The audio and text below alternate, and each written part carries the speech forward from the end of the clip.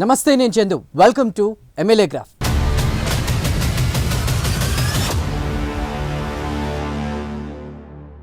Right, ఇవాల్టి MLA గ్రాఫ్లో మనం చూడబోతున్న నియోజకవర్గం కడప నియోజకవర్గం. దానికి ఎమ్మెల్యేగా ఉన్నారు రెడ్డెప్ప గారి మాధవిరెడ్డి. ముఖ్యంగా ఈ నియోజకవర్గానికి సంబంధించి చూస్తే కడప అంటేనే వైఎస్ కుటుంబానికి కంచుకోట. ఇలాంటి కంచుకోటలో కడప నియోజకవర్గం చాలా కీలకం. కడపలో గత 2 పర్యాయాలుగా అంజద్ బాషా వైసీపీ పార్టీ తరపున గెలుపొందాడు. గత ప్రభుత్వంలో డిప్యూటీ సీఎం అంజద్ బాషాపై వ్యతిరేకత. నారా చంద్రబాబు నాయుడు కడప తెలుగుదేశం అభ్యర్థిగా రెడ్డెప్ప గారి మాధవి మహిళకు అవకాశం ఇవ్వడంతో ఒక్కసారిగా కడప రాజకీయాలు వేడెక్కాయి. రాజకీయ చతురుడు అన్నీ తానే విపక్షంలో కడపలో తలదైన శైలిలో టీడీపీలో ముద్ర వేసుకున్న టీడీపీ పొలిట్ బ్యూరో సభ్యులు రెడ్డెప్ప గారి శ్రీనివాసరెడ్డి తన సతీమణికి టికెట్ ఇప్పించుకోవడంలో తనదైన పాత్ర పోషించాడనే చెప్పొచ్చు. ఎత్తులకు పై ఎత్తులు వేయడంలో దిట్ట అయినటువంటి రెడ్డెప్ప గారి శ్రీనివాసరెడ్డి ప్రస్తుత ఎమ్మెల్యే మాధవిరెడ్డి కడప ప్రజలకు ఇచ్చినటువంటి హామీలను అమలుకు కృషి చేశారా, లేక గాలికి వదిలేశారా? ఇంతకు కడప గడపలో ఏం జరుగుతుందో 15 నెలల్లో ఎమ్మెల్యే మాధవిరెడ్డి కడప ప్రజల మన్ననలు తెచ్చుకుందా, లేక ప్రజల్లో వ్యతిరేకత మూటగట్టుకుందా?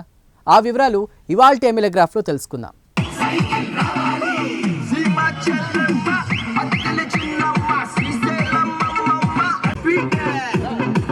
ఏదైతే ఎన్నికలకు ముందు హామీలు ఇచ్చారో హామీలన్నీ కూడా నెరవేరుస్తూ వస్తున్నారా మాధవిరెడ్డి? ప్రజల్లో ఆమెకున్నటువంటి గ్రాఫ్ ఎలా ఉందో ఆ నియోజకవర్గ ప్రజలతో మాట్లాడి మరింత సమాచారాన్ని మా ప్రతినిధి అందిస్తారు. ఎవరు ఈడ పలకలే, ఈడ వచ్చి తొంగి కూడా చూడలే. ఓట్లు అయిపోయింది, అంతే ఇడిచిపెట్టినారు. ఈ ఇదికి వచ్చి చూడలే. ఆ ఇది 2 ఇదిలకి రోడ్లు వేసాను, 2 ఇదిలకి రోడ్డు బయలే. మాకు రోడ్ లేదు, మాకు నీళ్లు లేదు, ఏం సౌకర్యం లేదు.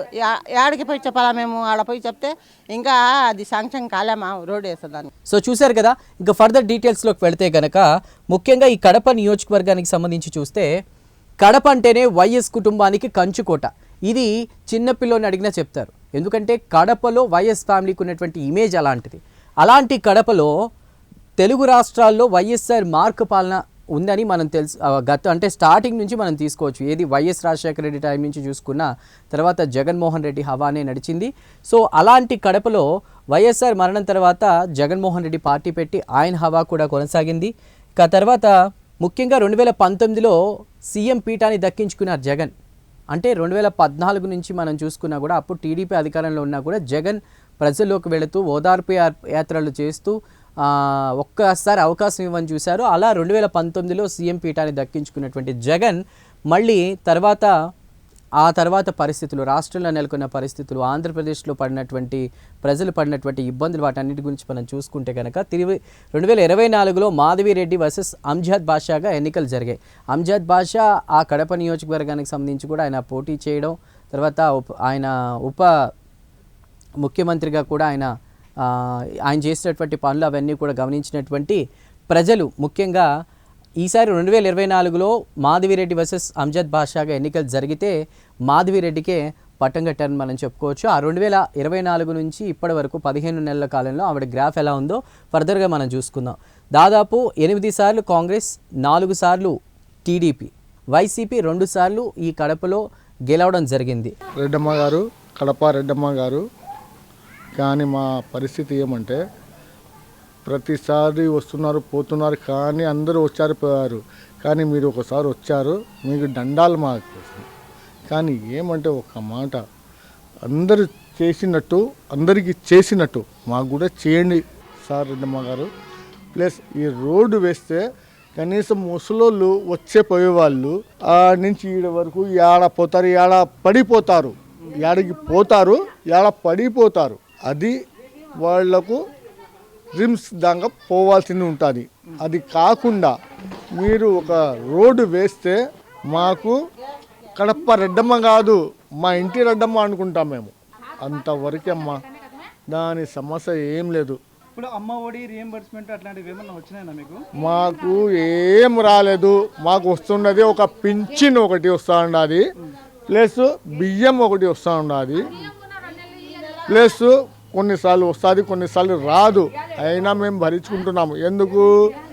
కూలోళ్ళు మేము కూలోము. అందు కడప రెడ్డమ్మ ఇదే మా పరిస్థితి. ఒక్కసారి మా వీధికి వచ్చి పొండి మీరు.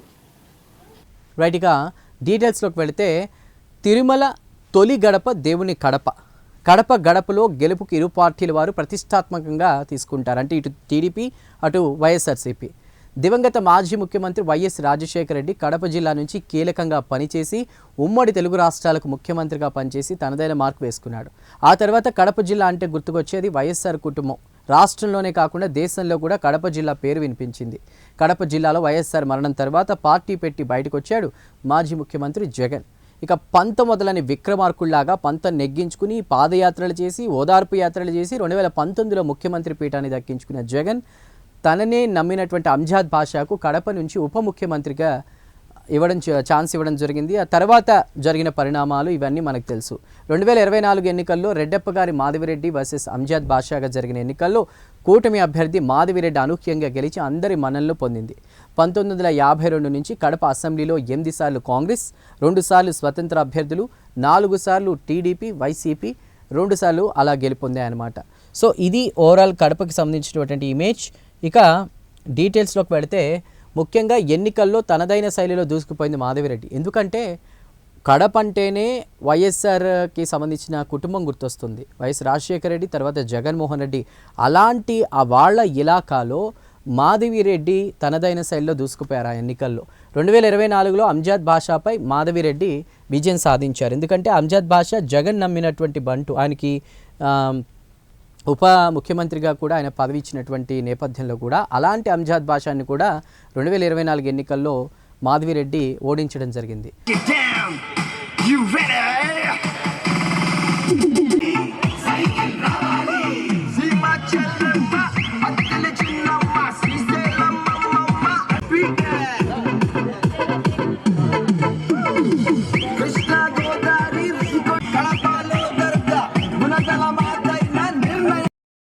ఇంకా డీటెయిల్స్ చూస్తే ఎన్నికల్లో కూటమి సంబంధాల కోసం గెలుపు కోసం ఎమ్మెల్యే రెడ్డప్ప గారి మాధవిరెడ్డి ఎన్నికల ముందు బీజేపీ జనసేన నాయకులు అందరినీ కూడా కలుపుకుని ఎన్నికల్లో తనదైన శైలిలో దూసుకుపోయింది.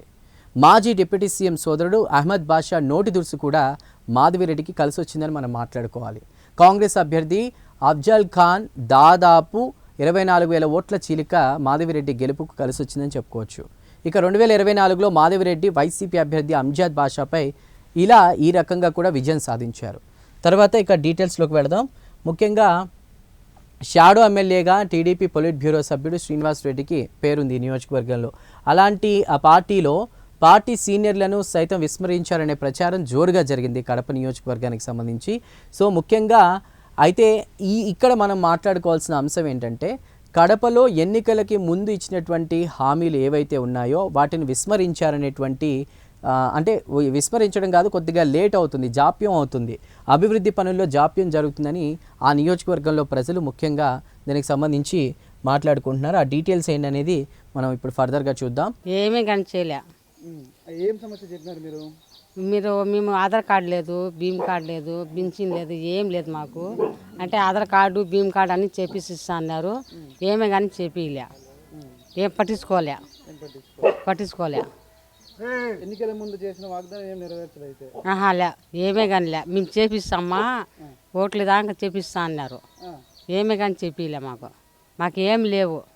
మీకు పిల్లలు ఏమన్నా ఉన్నారా? అంటే మీకు అమ్మఒడి కానీ ఇట్లాంటివి ఏమన్నా? లేదు. మీకు ఇంట్లో సమస్య ఏముంది మామూలుగా అట్లా ఇది బాగా సంపాదించుకుని తింటా అన్నాం ఇద్దరము. పిల్లోడికి పాపకు పెళ్లి చేసేసిన. ఇద్దరము పైనాపిల్ వేసుకుని పోయి అమ్ముకొని చేసుకుని తింటా అన్నాం ఇద్దరము. ఇప్పుడు ఆయన నోరు పడిపోయి 2 సంవత్సరం అయిపోయింది. నోరు పడిపోయింది. ఆయనకు కాలు చేతులు ఇదంతా ఈ పక్కంతా కొట్టింది. ఆయనకు ఏడపోయేదానికి నేను పిలుచుకుని పోవాలా, పిలుచుకుని రావాలా. ఎన్నికల అనంతరం కడపలో ఎమ్మెల్యే అభివృద్ధి పరుగులు పెట్టిస్తుందని భావించారు. కానీ అందుకు పూర్తి భిన్నంగా ఉంది ఎమ్మెల్యే తీరు. షాడో ఎమ్మెల్యేగా టీడీపీ పొలిట్ బ్యూరో సభ్యులు శ్రీనివాసరెడ్డి వ్యవహరిస్తున్నారంటూ కూడా అక్కడ రాజకీయ విశ్లేషకులు ముఖ్యంగా ఆ నియోజకవర్గానికి సంబంధించి మాట్లాడుకుంటున్నారు. అధికారంలోకి రాగానే కడపలో కొన్ని బార్లు బలవంతంగా లాక్కుని తన అనుచరులకు ఇప్పించారనేటువంటి నేమ్ కూడా వచ్చింది. పార్టీలో పనిచేసిన సీనియర్లను సైతం విస్మరించి ఏకపక్షంగా వ్యవహరిస్తున్నారు అనేటువంటిది నిజంగా జగమెరిగిన సత్యంలా మారింది. అంటే ఇది సత్యం అని మనం మాట్లాడుకోవచ్చు. ఆ నియోజకవర్గంలో టాక్ కూడా అలానే ఉంది. ఇప్పటికే సీనియర్లు అసమ్మతి వెళ్ళగక్కుతున్నారు. పార్టీ కోసం బీజేపీ జనసేన నేతలు కార్యకర్తలు కష్టపడి పనిచేయడం వల్ల ఎమ్మెల్యే గెలుపుబాటు పట్టారు. కానీ కడపలో ఎమ్మెల్యే తనదైన మార్క్ ఏమీ లేదని కూడా, అభివృద్ధి పనుల్లో కూడా జాప్యం జరిగిందని అక్కడ ఆ నియోజకవర్గంలో ప్రజలు ముఖ్యంగా వాపోతున్నారు. సో ఇది అంటే ఎమ్మెల్యే గ్రాఫ్ ఎలా ఉందో మనం చూసుకుంటున్నాం. అయితే ఆ నియోజకవర్గంలో ప్రజలు ఏవైతే అసమ్మతి రాగాలు వినిపిస్తున్నారో, సీనియర్లు ఏమంటున్నారో ఆ డీటెయిల్స్ అన్నీ మాట్లాడి మరింత సమాచారాన్ని మా ప్రతినిధి అందిస్తారు. మేము బీడీ కాలనీలో ఉన్నాము. బీడీ కాలనీలో 2011లో వచ్చినా నేను ఇడికి వచ్చినప్పటి నుంచి ఇక్కడ ప్రభుత్వం వచ్చింది, వైఎస్ఆర్ కాంగ్రెస్ ప్రభుత్వం కూడా వచ్చింది. ఇంతగా పెద్దగా ఆ ప్రభుత్వం కూడా వచ్చింది. నీళ్ళు కొంత ప్రాబ్లమే ఉంది, మనకి తాగే నీళ్ళు రావడం లేదు సరిగ్గా. పైనుంచి వైర్లు కూడా మార్సాల పాత పడిపోయినాయి. మొన్న కాలిపోయి వైర్ అదే కాలిపోయి కింద పడిపోయింది. మళ్ళీ పిలిస్తే ఆయన వచ్చి వైర్ వేసినాడు, అదే వైర్ టచింగ్ చేసి వెళ్ళిపోయినాడు. ఆ వైర్ వచ్చి 2011 నుంచి అట్టే ఉంది వైరు, మార్సలా లే వైరు. రెండో సమస్య ఏమంటే మనకి ఈ ప్రభుత్వం హామీలు ఇచ్చిన తెలుగుదేశం ప్రభుత్వము చంద్రబాబు నాయుడు గారు సూపర్ 6 అన్నారు. మనకి సూపర్ 6లో వచ్చేసి ఏది కూడా మనకి రాలే. ముఖ్యంగా కడపలో మట్టి మాఫియా పేటరేగిపోతుంది. మనం చాలా సందర్భాల్లో చూసాం. టీడీపీ అధినేత చంద్రబాబు కూడా చాలాసార్లు మాట్లాడారు. ఎమ్మెల్యేలు వాళ్ళ యొక్క కొద్ది పనితీరు మార్చుకోవాలని కొందరిని ఇన్స్పిరేషన్గా చూపిస్తున్నటువంటి సందర్భాలు ఉంటే, కొంతమందిని వాళ్ళ యొక్క ఏదైతే మాఫియాలు అవన్నీ కూడా తగ్గించుకోవాలి, ఇది కరెక్ట్ కాదు, మళ్ళీ ఇలా చేస్తే కనుక అధికారంలోకి రావడం కష్టం అవుతుంది, సో జాగ్రత్తగా వ్యవహరించాలని కూడా కొంత హింట్ ఇస్తున్నారు, వార్నింగ్ చూస్తున్నాం. కానీ అలాంటి ఇన్సిడెంటే మనం ఇక్కడ మాట్లాడుకోవాలి. కడపకి సంబంధించి కూడా మట్టి మాఫియా కూడా పేటరేగిపోతోంది. మరి కూటమి ప్రభుత్వం అధికారంలోకి వచ్చాక ఇలాంటివేమీ జరగవు అని చెప్తున్నప్పటికీ కూడా కడపలో మాత్రం మట్టి మాఫియా సాగిపోతోంది. కడపలో అవినీతి అసాంఘిక కార్యక్రమాలు జరుగుతున్నాయటువంటి మాట వినిపిస్తోంది. అదేవిధంగా ఎమ్మెల్యే కనుసన్నల్లోనే పంచాయతీలు సెటిల్మెంట్లు అన్నీ కూడా జరుగుతూ ఉన్నాయి. ఇంత జరుగుతున్నా కూడా ఎమ్మెల్యే మాత్రం నిమ్మకు నీరెత్తినట్లు ఉంటున్నారనేటువంటిది వినిపిస్తున్నటువంటి మాట. సో ఇంకా డీటెయిల్స్లోకి వెళితే ఈ నియోజకవర్గంలో మట్టి మాఫియా పేటరేగిపోతుంది.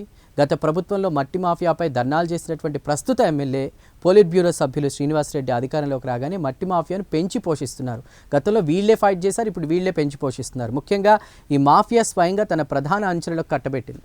కడప అభివృద్ధి మాట అటుంచితే అవినీతి అసాంఘిక కార్యక్రమాలు అడ్డు అదుపు లేకుండా పోతున్నాయి. కడప నియోజకవర్గంలో లా అండ్ ఆర్డర్ కూడా అనుకున్నంత స్థాయిలో పనిచేయడంలో విఫలమైందని చెప్పుకోవచ్చు.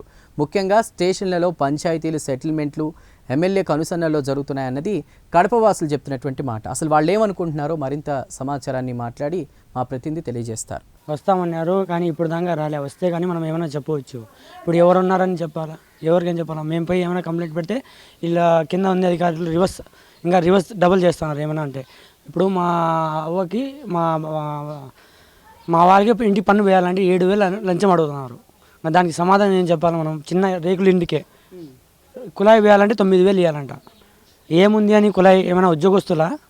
దాని గురించి వచ్చి మాట్లాడితే కదా మనం చెప్పడానికి. ఎవరికైనా డైరెక్ట్ వాళ్ళకి అడిగితే 9,000 కట్టండి కుళాయి వేస్తామంటున్నారు. కుళాయి ఏమో ఫ్రీ ఇస్తామన్నారు. ఇప్పుడు దాకా మాకైతే కుళాయే రాలే కదా.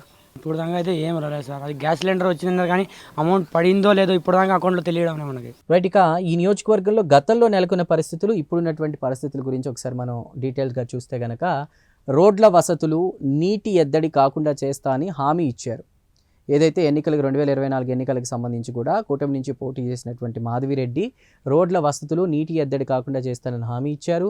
ఎన్నికల తర్వాత కనీసం కన్నెత్తి కూడా చూడట్లేదని ఆ నియోజకవర్గంలో మహిళలు ఆరోపిస్తున్నారు.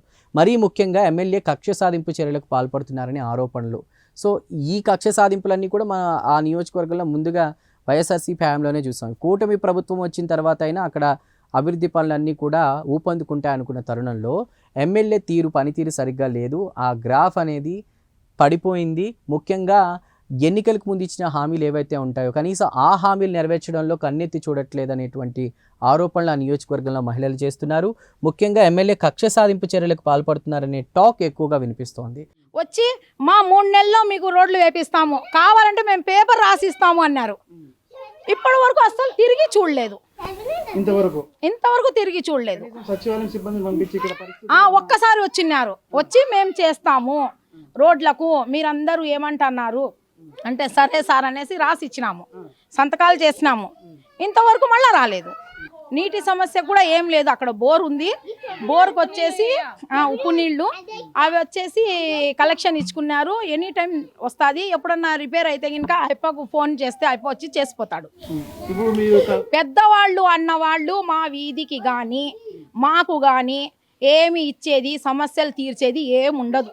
ఒక లైట్ పోయినా కూడా మేమే అందరు కలిసి ఇంత వేసుకోవడము, కరెంట్ అయిపోకు చెప్పడము, వేపించుకోవడం అంతవరకే. కానీ పైనుంచి మనుషులు వచ్చి మీ వీధికి ఇది లేదు, మేము చేస్తాము, మేము పెద్దోళ్ళము అని చెప్పే మనిషి లేడు. ఉన్నాడా? ఉన్నాడా చెప్పండి. ఇక ఫర్దర్ డీటెయిల్స్గా మనం వెళితే గనక గత ప్రభుత్వ హయాంలో ప్రజలకు అమ్మఒడి, అన్ని సంక్షేమ పథకాలు ప్రతి నెల వచ్చేవని, అధికారంలోకి రాకముందు ఎమ్మెల్యే ప్రతి వార్డులో రోడ్లు లేని చోట్ల కూడా రోడ్ల వసతులు, నీటి ఎద్దడి కాకుండా చేస్తామని హామీ ఇచ్చి మరిచారని అక్కడ ప్రజలు చెప్తున్నట్టు పరిస్థితి. ఇక ఎన్నికల ముందు ఇచ్చినటువంటి వాగ్దానాలు నెరవేర్చకుండా కనీసం అటువైపు కన్నెత్తి కూడా చూడడం లేదని బహిరంగంగానే మహిళలు విమర్శిస్తున్నారు. గత ప్రభుత్వ హయాంలో వచ్చినటువంటి నిధులు, అదేవిధంగా ప్రభుత్వంలో 80% పూర్తయిన వర్క్స్ ఏవైతే ఉంటాయో ఇప్పుడు తాము చేసినట్లుగా చెప్పుకోవడం తగదని కూడా వైసీపీ నేతలు విమర్శలు గుప్పిస్తున్నారు. సో ఈ నియోజకవర్గంలో ఎమ్మెల్యే అంటే పనితీరు పట్ల అటు విపక్షంలో ఉన్నటువంటి వైసీపీ వాళ్ళు నేతలు కూడా ఆరోపణలు చేస్తున్నారు. మేము చేసిన పనుల్ని మీరు చేసుకున్నట్టు చూపిస్తున్నారు, అది కరెక్ట్ కాదని చెప్తున్నారు. ముఖ్యంగా మాధవిరెడ్డి కేవలం కక్ష సాధింపు చర్యలకు పాల్పడ్డం తప్ప కడపకు చేసిందేమీ లేదని వారి వాదన. అన్ని వ్యవస్థలను ఎమ్మెల్యే తలదూర్చడం పరిపాటిగా మారిపోయింది. పార్టీ కోసం కష్టపడి సీనియర్లను విస్మరించి కేవలం కొంతమంది తన అనుచరులకు మాత్రమే వాళ్ళకి సంబంధించి వాళ్ళని అందలెక్కిస్తున్నారనేటువంటి ఆరోపణలు కూడా వినిపిస్తున్నాయి. సో ఇవి అంటే ఎక్కడా కూడా ఒక పాజిటివ్ సైన్ కనిపించట్లా నియోజకవర్గంలో ఎమ్మెల్యే గ్రాఫ్కి సంబంధించి, ఆ ఎమ్మెల్యేకి సంబంధించి, మాధవిరెడ్డికి సంబంధించి ఎక్కడికక్కడ ఎన్నికల్లో ఇచ్చిన హామీలు విస్మరించడం, పార్టీలోనే సీనియర్లనే పక్కన పెట్టడం, ఒంటెద్దు పోకడగా తన అనుకున్నదే చేస్తూ ఉండడంతో కూడా ఆమె గ్రాఫ్ ఎక్కడ పడిపోయిందని మనం చెప్పుకోవచ్చు. ఆమె ఇంట్లో ఒక ప్రజా దర్బార్ నిర్వహిస్తారు. ఆ ప్రజా దర్బార్లో ప్రజల సమస్యలు తీసుకోవడం వరకే పరిమితం అవుతారే తప్ప అభివృద్ధి పైన, కడప నగర అభివృద్ధి పైన ఇంతవరకు ఎటువంటి ఫోకస్ పెట్టలేదనేది మా అభిప్రాయం. ముఖ్యంగా వ్యక్తిగత విమర్శలు, మేయర్ పీఠం దక్కించుకోవడానికి ఒకరి మీద ఒకరు విమర్శలు చేసుకోవడం, ఒకరి మీద ఒకరి ఇంటి మీద చెత్తలు, అట్లాంటివన్నీ పక్కన పెట్టేసి నియోజకవర్గ అభివృద్ధి పైన దృష్టి పెట్టడంలో ఎమ్మెల్యే గారు విఫలమయ్యారనేది మా యొక్క అభిప్రాయం. అంతేకాకుండా ఈరోజు అధికారంలోకి రాకముందు, అధికారంలోకి వచ్చిన తర్వాత గంజాయి నిషేధిస్తాం, గంజాయి ఎక్కువైందని చెప్పేసి ఆయన ఎమ్మెల్యే గారు ఈరోజు ఎక్కువ ప్రాంతం, ఎక్కువ మీ ప్రభుత్వంలో కూడా గంజాయి పాలన సాగుతూ ఉంది. గంజాయి కూడా రోజు రోజుకి ఎక్కువ అవుతా ఉంది. దాన్ని మీరు మంచి నిర్ణయమే తీసుకున్నప్పటికీ, గంజాయి అరికట్టాలని ఒక నిర్ణయం తీసుకున్నప్పటికీ అదైతే ఇప్పుడు ప్రస్తుతం ఆగడం లేదు.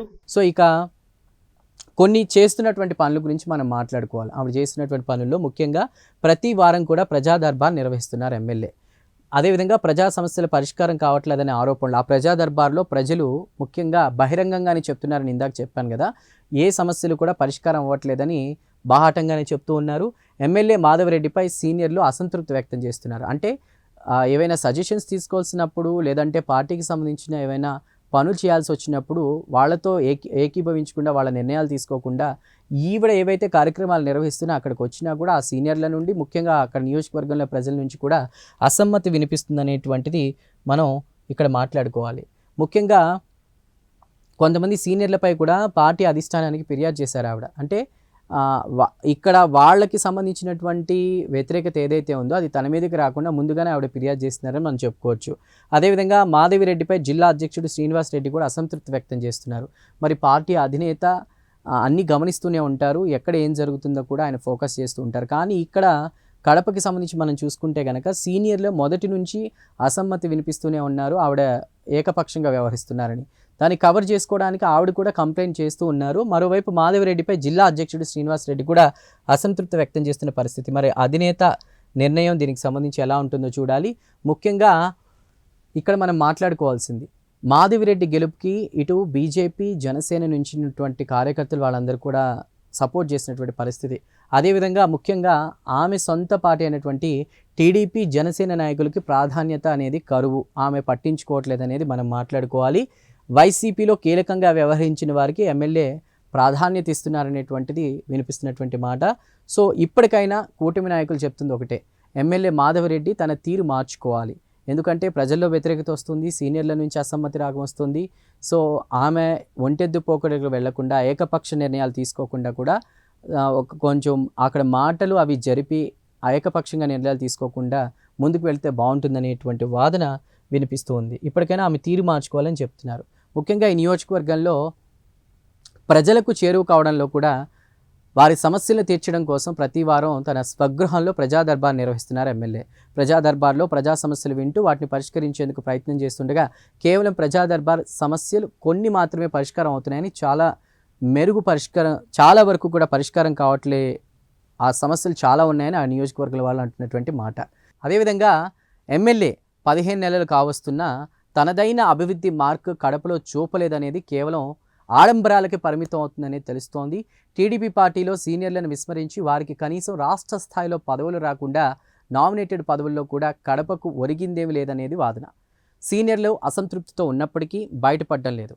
కొంతమంది సీనియర్లపై పార్టీ అధిష్టానానికి ఫిర్యాదు చేయడంలో కూడా ఎమ్మెల్యే భర్త శ్రీనివాసరెడ్డి కీలకంగానే వ్యవహరించారు. చెప్పాను కదా, షాడో ఎమ్మెల్యేగా వ్యవహరిస్తున్నారని. కూటమి నేతలతో పాటు సొంత పార్టీలో నేతలు కూడా ఎమ్మెల్యేపై జిల్లా అధ్యక్షుడు శ్రీనివాసరెడ్డిపై అసంతృప్తితో ఉన్నారనేది అక్కడి ప్రజలు చెప్తున్నారు. సో మరి ఓవరాల్గా నియోజకవర్గంలో ప్రజలు ఏమనుకుంటున్నారో మనం చూద్దామా? మరింత సమాచారాన్ని మా ప్రతినిధి అందిస్తారు ఆ నియోజకవర్గంలో ప్రజలతో మాట్లాడి. ఎమ్మెల్యే వచ్చా కదా సార్, ఆపద వచ్చి ఎప్పుడు వచ్చిపోయింది, ఎమ్మెల్యే వచ్చినాడా? రాలేదు కదా. ఎవరు వచ్చినారు ఎమ్మెల్యే? ఎవరు రాలేదు సార్. ఆ 2 రోజులు వచ్చినారు, వాళ్ళు బాగా ఓట్లు వేసుకునేటప్పుడు తిరిగినారా, వాళ్ళు ఇష్టం వచ్చినట్టు ఓట్లు వేయించుకున్నారు. ఇంకా మళ్ళీ స్థితిగితి తిరగనుకున్నా రాలే. ఆ సచివాలయం వాళ్ళు వచ్చారు ఎప్పుడన్నా.